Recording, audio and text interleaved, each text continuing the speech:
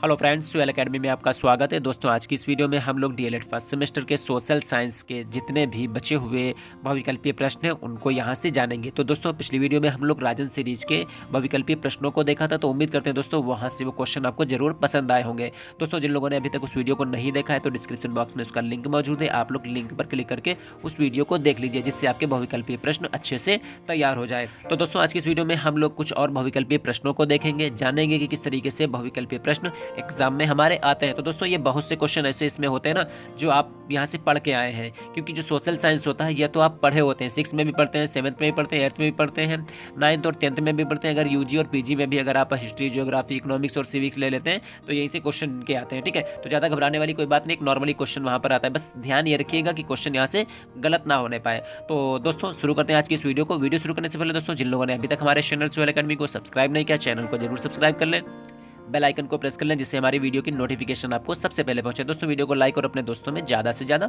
Share करें। तो दोस्तों, शुरू करते हैं आज की इस वीडियो को और जानते हैं कि आज के हमारे बहुविकल्पीय प्रश्न किस तरीके के और कौन कौन से होते हैं। तो पहला क्वेश्चन दोस्तों यहाँ पर आता है कि टाइफून चक्रवात कहाँ पर आता है। ठीक है, तो टाइफून चक्रवात है ये कहाँ पर आता है? जापान में आता है, चीन में आता है, फिलीपींस में आता है, या फिर सभी में, यानी जापान, फिलीपींस और चीन, इन सभी जगह पर आता है। तो जो टाइफून चक्रवात है ये सभी जगह आता है, यानी जापान में भी आता है, चीन में भी आता है और फिलीपींस में भी आता है।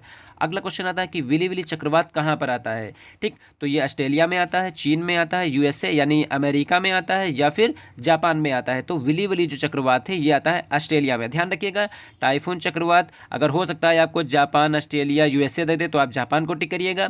अगर तीनों जगह जैसे तरीके से जापान और चीन और फिलीपींस दे रहा है तो यहाँ पर तीनों जगह आ जाएगा। ठीक, और विली विली अगर यहाँ पर दे रहा है तो ये आ जाएगा सिर्फ ऑस्ट्रेलिया में। ठीक है, अगला क्वेश्चन आता है कि रामायण के रचयिता कौन है, यानी रामायण के लेखक कौन है? महर्षि वाल्मीकि या फिर महर्षि वेदव्यास। ठीक, आ और बात दोनों, तो ए और बी दोनों तो हो ही नहीं सकते हैं यहाँ पे, तो रामायण के जो रचयिता होंगे वो हो जाएंगे महर्षि वाल्मीकि, और वेदव्यास ने लिखा है महाभारत। ठीक है, ध्यान रखिएगा दोस्तों, वेरी इंपॉर्टेंट क्वेश्चन यहाँ पर आते हैं। ठीक है, अगला क्वेश्चन दोस्तों यहाँ से आता है कि संगीत का संबंध है, यहाँ पर वेद दिए हैं, किस वेद से संगीत का संबंध है? सामवेद से, ऋग्वेद से, यजुर्वेद से, या फिर अथर्ववेद से?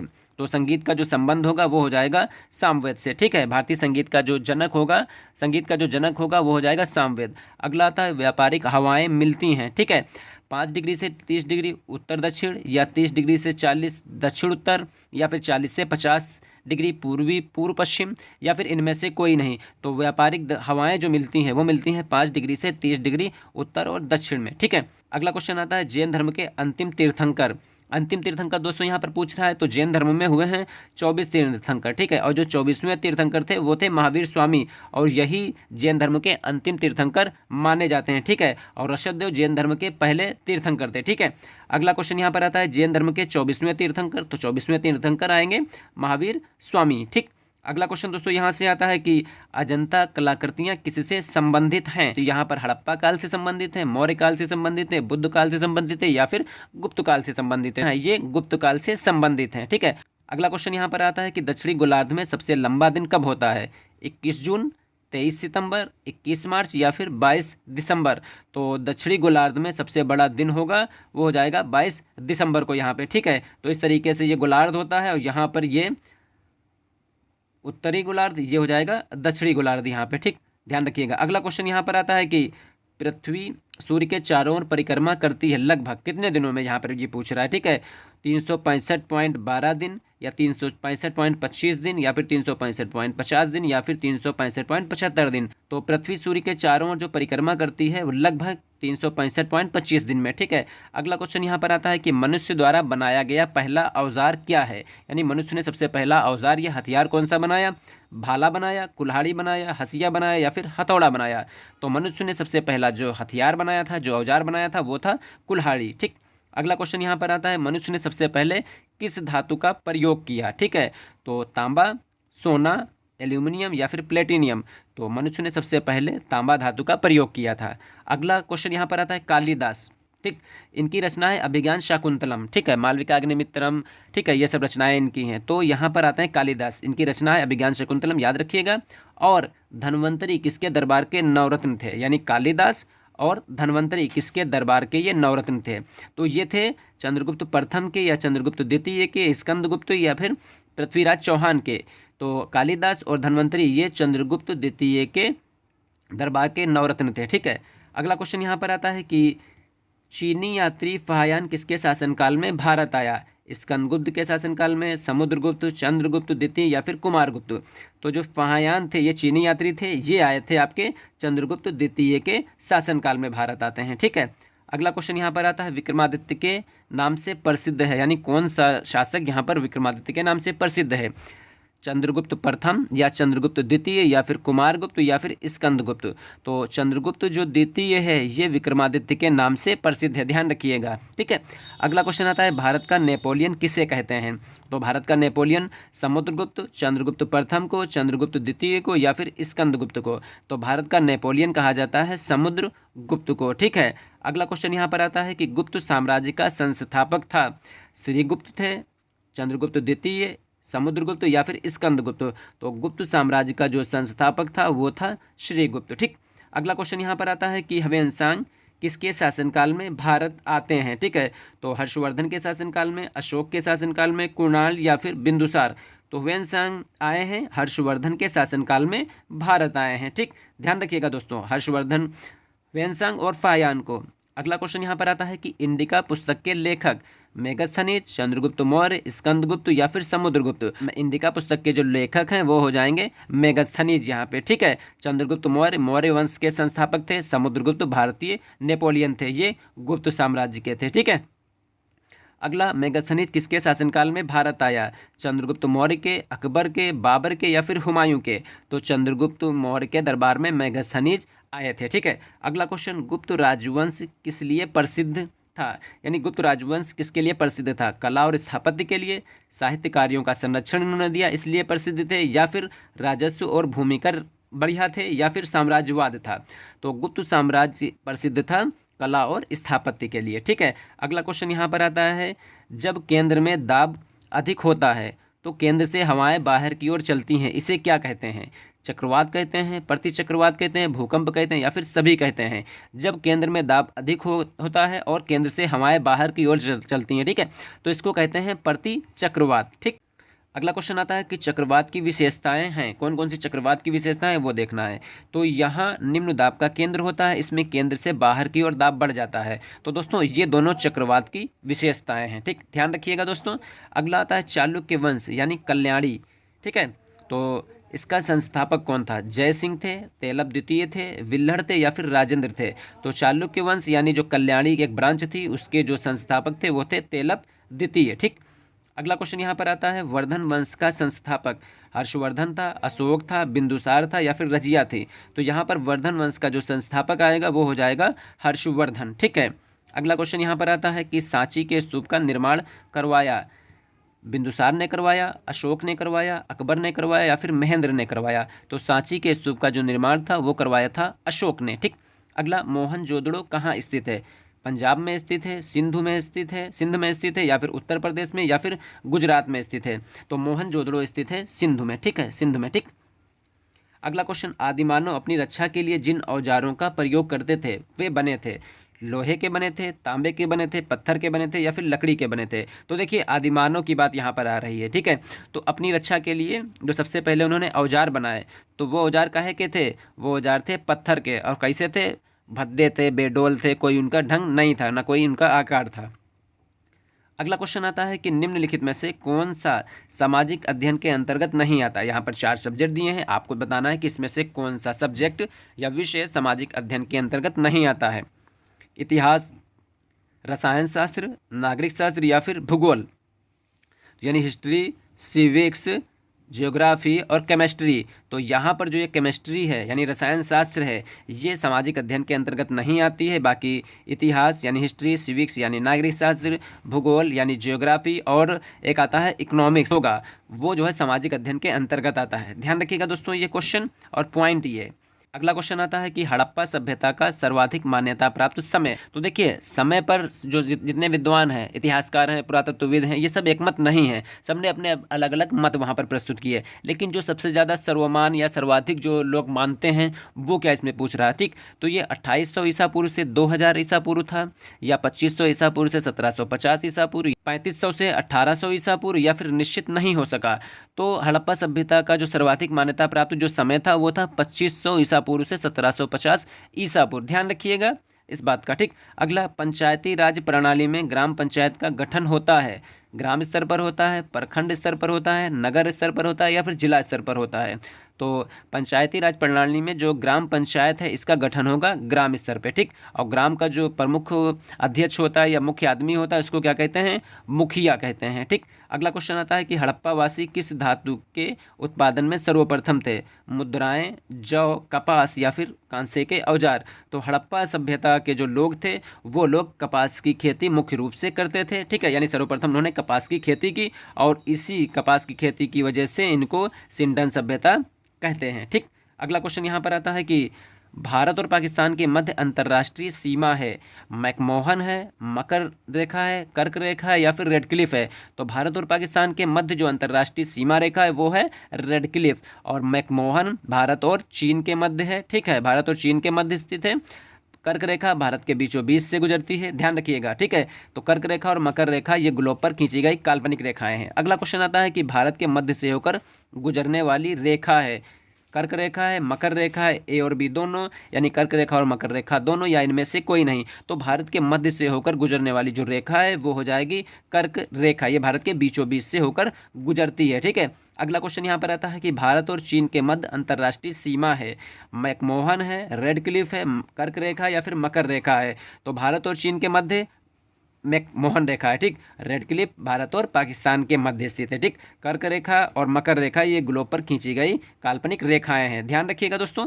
अगला क्वेश्चन दोस्तों यहाँ से आता है कि चाणक्य द्वारा लिखित अर्थशास्त्र में वर्णन है तत्कालिक, यानी अर्थशास्त्र जो लिखा गया है चाणक्य के द्वारा उसमें किस चीज़ का वर्णन किया गया, यानी वहाँ पर जो तत्कालिक समय था, ठीक। तो क्या सामाजिक स्थिति का, यानी तत्कालिक सामाजिक स्थिति का, या तत्कालिक राजनीतिक स्थिति का, या तत्कालिक धार्मिक स्थिति का, या फिर कोई नहीं।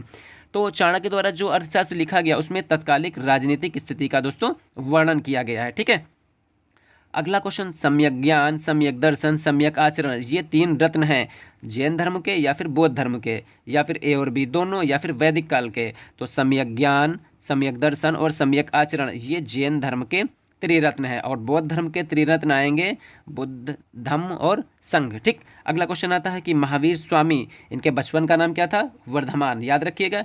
इनका जन्म हुआ था, कहाँ पर हुआ था ये पूछ रहा है, वैशाली के कुंडग्राम में, या फिर कुशीनगर में, लुम्बिनी में, या फिर अजमेर में। तो महावीर स्वामी इनका जन्म हुआ था वैशाली के कुंडग्राम में, ठीक। अगला क्वेश्चन यहाँ पर आता है कि पिरामिड किस देश में है, ठीक है, यानी पिरामिड कहाँ पाए जाते हैं, या पिरामिड का निर्माण कहाँ पर हुआ था, यूनान में हुआ था, रोम में हुआ था, मिस्र में हुआ था, या फिर सऊदी अरब में हुआ था। तो पिरामिड जो है वो आपके मिस्र में पाए जाते हैं, या मिस्र में इनका निर्माण हुआ था, ठीक है। अगला, गायत्री मंत्र का संबंध है, किस वेद से गायत्री मंत्र का संबंध है ये पूछा जा रहा है, ऋग्वेद से, यजुर्वेद से, सामवेद से, या फिर अथर्ववेद से। तो गायत्री मंत्र का जो संबंध है वो है ऋग्वेद से, ठीक है। अगला क्वेश्चन आता है पृथ्वी के मध्य से गुजरने वाली रेखा, भूमध्य रेखा, देशांतर रेखा, कर्क रेखा, या फिर मकर रेखा। तो पृथ्वी के मध्य से गुजरने वाली जो रेखा है वो है भूमध्य रेखा। तो दोस्तों ये पृथ्वी के मध्य से कोई गुजरने वाली रेखा नहीं है, ये ग्लोब पर खींची गई काल्पनिक रेखाएं हैं, ठीक है। ये इस तरीके से काल्पनिक रेखाएं होती हैं जो जिस तरीके से मध्य से खींची गई है। ये जो रेखा है ये भूमध्य रेखा है, ठीक है। तो ध्यान रखिएगा पृथ्वी के बीच से कोई रेखा नहीं गुजर रही है यहाँ पे, ये ग्लोब पर खींची गई काल्पनिक रेखा है, ठीक। अगला क्वेश्चन यहाँ पर आता है किस ग्रह को सौर परिवार से हटा दिया गया, ठीक। अरुण को हटाया गया, वरुण को हटाया गया, यम को हटाया गया, या फिर मंगल को हटाया गया। तो सौर परिवार से यम को हटा दिया गया। अगला क्वेश्चन, जब सूर्य और चंद्रमा के बीच पृथ्वी आती है तो क्या कहते हैं, यानी तब क्या होता है, सूर्य ग्रहण होता है या फिर चंद्र ग्रहण होता है, ठीक है। तो जब सूर्य और चंद्रमा के बीच पृथ्वी आ जाएगी तब हो जाएगा चंद्र ग्रहण, ठीक। अगला क्वेश्चन यहाँ पर आता है जब पृथ्वी और सूर्य के बीच चंद्रमा आ जाता है तब क्या होता है, सूर्य ग्रहण होता है या फिर चंद्र ग्रहण होता है, तब होता है ग्रहण। यानी पृथ्वी और सूर्य के बीच कौन आ रहा है, चंद्रमा आ रहा है, तब क्या होगा, सूर्य ग्रहण। अगला क्वेश्चन आता है नवपाषाण काल में आविष्कार हुआ था। नवपाषाण काल में किसका आविष्कार हुआ था, आग का आविष्कार हुआ था या फिर पहिए का आविष्कार हुआ था। ठीक है, तो नवपाषाण काल में आविष्कार हुआ था पहिए का। तो नवपाषाण काल में मानव ने आग के प्रयोग को सीखा। खोज हो गई थी यहाँ पे आग की पुरापाषाण काल में, लेकिन नवपाषाण काल में आग के प्रयोग को उसने सीखा। और नवपाषाण काल में आविष्कार हुआ था पहिए का और खेती का। अगला क्वेश्चन यहाँ पर आता है पुराणों की संख्या है, पुराण कितने हैं, 18 हैं, 11 हैं, 13 हैं या फिर 12 हैं। तो पुराणों की संख्या है 18।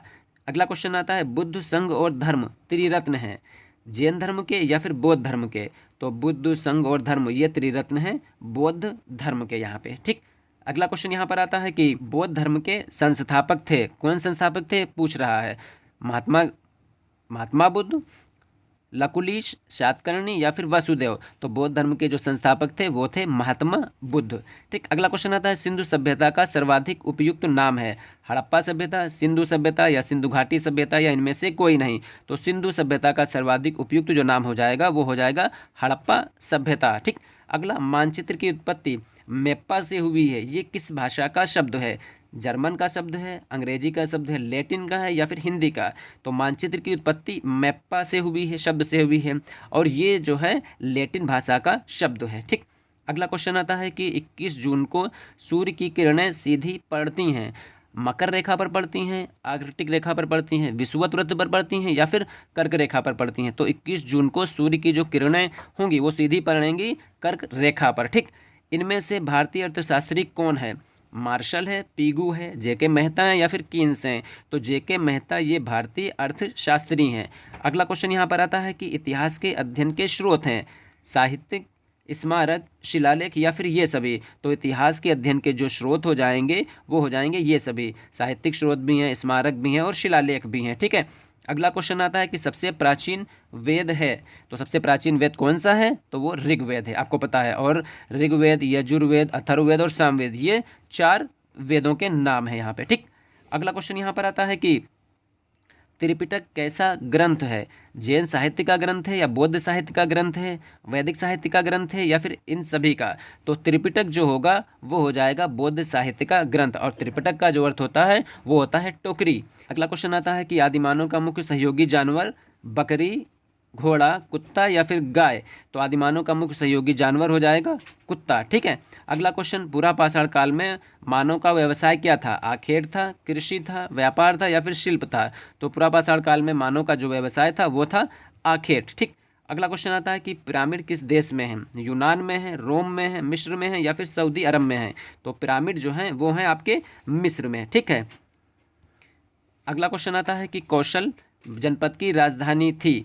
तो श्रावस्ती थी, वाराणसी थी, चंपा थी या फिर कौशाम्बी थी। तो कौशल महाजनपद की राजधानी थी वो थी श्रावस्ती। ठीक, अगला क्वेश्चन हड़प्पा सभ्यता की खोज कब हुई थी, 1935 में, 1942 में, 1901 में या फिर 1921 में। तो हड़प्पा सभ्यता की जो खोज हुई थी वो हुई थी 1921 में।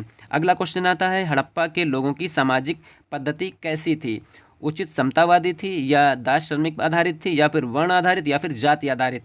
तो हड़प्पा के लोगों की जो सामाजिक पद्धति थी यानी सामाजिक जो दशा थी वो थी उचित समतावादी। ठीक है, अगला क्वेश्चन उत्तरी ध्रुव से दक्षिणी ध्रुव तक खींची गई रेखा है, भूमध्य रेखा है, देशांतर रेखा है, कर्क रेखा है या फिर सभी। तो उत्तरी ध्रुव से दक्षिणी ध्रुव तक खींची गई जो रेखा है उसको कहते हैं देशांतर रेखा। तो इस तरीके से है, और यहाँ से इस बिंदु तक इस तरीके से रेखाएं जो खींची जाती हैं ये होती हैं देशांतर रेखाएं। ठीक है, अगला क्वेश्चन आता है कि भारतीय लोकतंत्र के समक्ष चुनौती है, गुट निरपेक्षता है, धर्मनिरपेक्षता है, सांप्रदायिकता या फिर इनमें से कोई नहीं। तो भारतीय लोकतंत्र के समक्ष जो सबसे बड़ी चुनौती है वो है सांप्रदायिकता। ठीक, अगला क्वेश्चन आता है कि भारत में सबसे अधिक जनसंख्या वाला राज्य महाराष्ट्र है, पंजाब है, बिहार है या फिर उत्तर प्रदेश है। तो भारत में सबसे अधिक जनसंख्या वाला जो स्टेट है वो है उत्तर प्रदेश। अगला क्वेश्चन यहाँ पर आता है कि आरंभिक वैदिक साहित्य में सर्वाधिक वर्णित नदी है, सिंधु नदी है, शतरुदी है, सरस्वती है या फिर गंगा नदी है। यानी आरंभिक वैदिक साहित्य में यानी जो ऋग्वेद है उसमें सबसे ज़्यादा किस नदी का वर्णन है, तो उसमें जो वर्णन है दोस्तों वो है सिंधु नदी का। ठीक है, तो दोस्तों आज की इस वीडियो में हम लोगों ने डीएलएड फर्स्ट सेमेस्टर के सामाजिक अध्ययन के बहुविकल्पीय प्रश्नों को देखा था। तो उम्मीद करते हैं दोस्तों यहाँ से जो भी बताए गए क्वेश्चन हैं वो आपको जरूर पसंद आए होंगे। दोस्तों अगर फिर भी कहीं पर भी कोई भी कंफ्यूजन हो तो कमेंट्स बॉक्स में हमें कमेंट्स करें। मिलते हैं दोस्तों बहुत ही जल्द नेक्स्ट वीडियो में। उस वीडियो में दोस्तों हम लोग जितने बचे हुए राजन सीरीज के बहुविकल्पीय प्रश्न हैं उनको कवर कर लेंगे। तो दोस्तों जिन लोगों ने अभी तक हमारे चैनल सोलह करने को सब्सक्राइब नहीं किया, चैनल को जरूर सब्सक्राइब कर लें, बेल आइकन को प्रेस कर लें, जिससे हमारी वीडियो की नोटिफिकेशन आपको सबसे पहले पहुंचे। मिलते हैं दोस्तों बहुत ही जल्द नेक्स्ट वीडियो में। तब तक के लिए अपना ख्याल रखिए और अपनी स्टडी को कंटिन्यू जारी रखिए।